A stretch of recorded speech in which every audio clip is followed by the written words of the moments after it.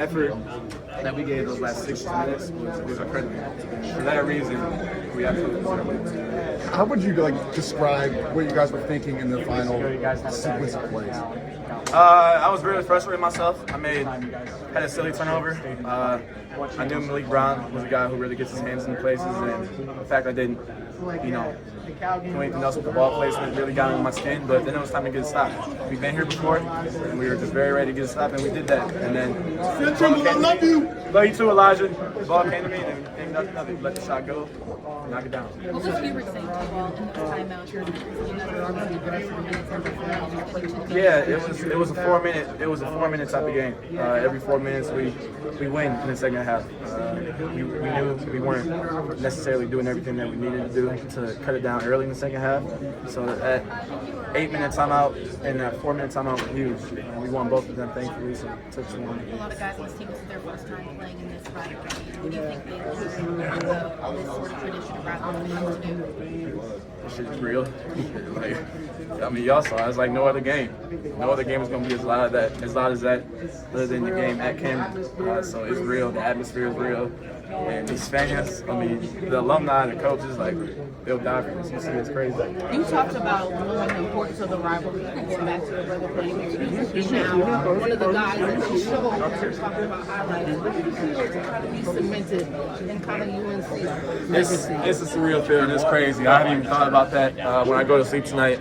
That's the only thing that's going to be in my mind. But, you dream of stuff like this. I grew up watching Marcus Page make clutch play after clutch play. I grew up watching Kobe White just get a bucket whenever it was needed. So to be able to step up in a moment like that and put myself in that history book it's a surreal feeling. What's going through your mind after you let the shot go? Oh, I knew it was good. I had my little fadeaway. It's like a little old man fadeaway that I had. I knew it was good fadeaway. So, I knew it was good to see it go through the rim and just to hear the crowd erupt was surreal. Caleb's wearing the bedazzled belt. Is that kind of symbolic to y'all? Absolutely. Caleb said it since. He said it October? I don't even know when he said it, but he said it before the season even started, and he stood on it. So we backed him up with that because if he's gonna do it, we're gonna rock as a team. Simple as that. Your business partner Antonio Matt Broom was on my show yesterday, talking about you was gonna do big things tonight. How does it feel when guys like that support you that way? Oh, having that support, my supporting cast, they're the reason why I'm today. Not even basketball, but they're the reason why I'm the man I am today. I'm a much better man than I'm a basketball player, and it's because of that supporting cast. So I'm really thankful for it. Seth, you've already been asked, but just what were you seeing and thinking as the shots went? I knew it was good. I told him I hit my little old man fadeaway as like a green release, is what us youngins would say. But I knew it was good the second it left my hand, so it felt really good. It's my only one of the game. So. It's going to be a new flavor of the shot. It's all about corporate. It's all about what corporate says. You got to I think that might do well. Yeah, I'll think about it. What was the play coming down of the timeout? What was that supposed to be? It's Philly 25, something that we run all the time. We get one of our bigs rolling, one of our bigs popping. But Derek read it, made the right read, and got downhill and made the right play. Seth, that being your final UNC game here at home, you being able to deliver that moment, I know you've already been asked this, but what does that mean to you? It's special. I'm going to remember this for the rest of my life. No matter how this year ends, as I grow older, this will be something that I remember. Celebrating with my teammates, seeing the fans storm the court. My dad found me on the court. We yelled at him because the game wasn't over, but he did find me. But just making a play like that, last home game, knowing how much this game meant to me is something crazy. Seth, you've had a lot of ups and downs in your career. To stick it out at this place and then be rewarded to be in that opportunity to make that kind of shot. I know you just talked about what it means, but can you, at this point, reflect on kind of that whole entire journey? To me, adversity is it's your greatest friend, it's your greatest support. Being able to go through adversity, being able to struggle, and being able to overcome it builds you much more than anything else can. I know once I get to the next level, it's gonna be even harder. It's gonna be this all over again. So the fact I've been able to go through this here and really still had that love and honor and blessing for that university means so much. Seth, you came out of the No. You know, my teammates leaving me. I'm trying to get to Franklin Street with them. You know. When it came out your fingertips, like, come on, what were you feeling? I said green. You know, I had that home everything, right? Feel me, Kai? Ain't look good. Kyle's trying to take out you.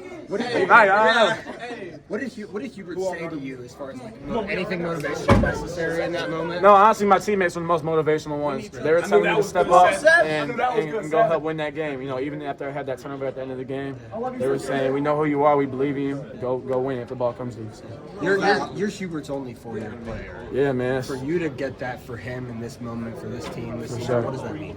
It just means a lot. Me and HD we've came such a long way. We've came such a long way, and that's. I mean, I see him like a father figure now. You know, all he's done for me, what he's put me through. Shoot, at the end of the day, what he's put me through and how he's allowed me to grow. You know, he means so much to my development over these last 4 years, and I'm super thankful for it. So you talked about the mental work that you've put in. How did it pay off in the moment? Love you, Avery. I mean, that's 95% of it. It's absolutely 95% of it. Truthfully, I don't really know how else to say it, but you gotta have some big balls to shoot a shot like that and a knockdown shot like that.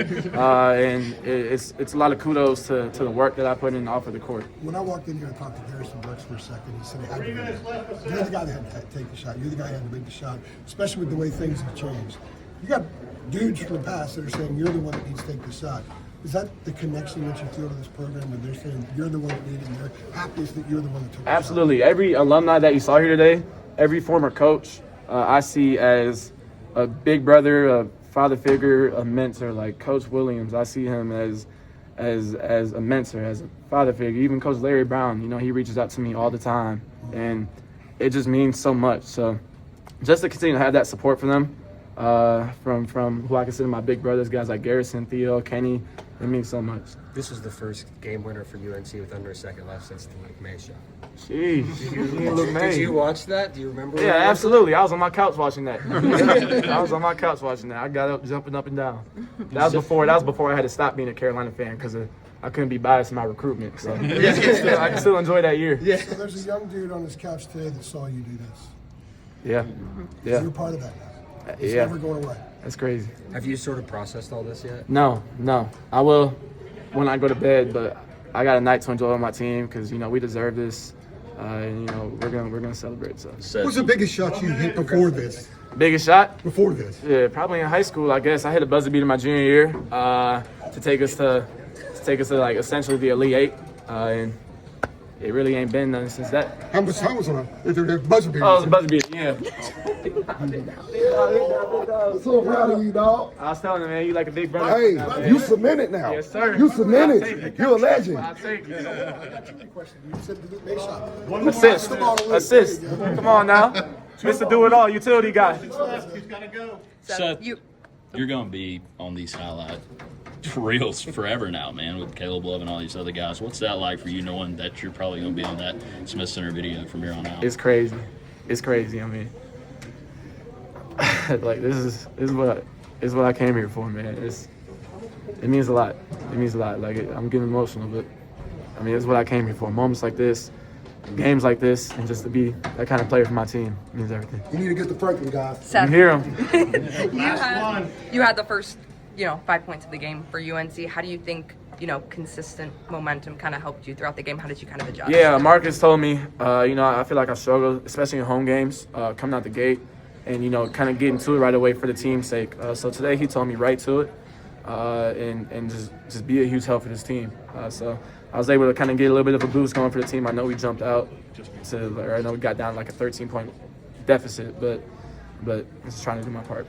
I want to hear you say, I'm Seth Trimble and I'm a Tar Heel. I'm Seth Trimble and I'm a Tar Heel, baby. Come on now. See y'all.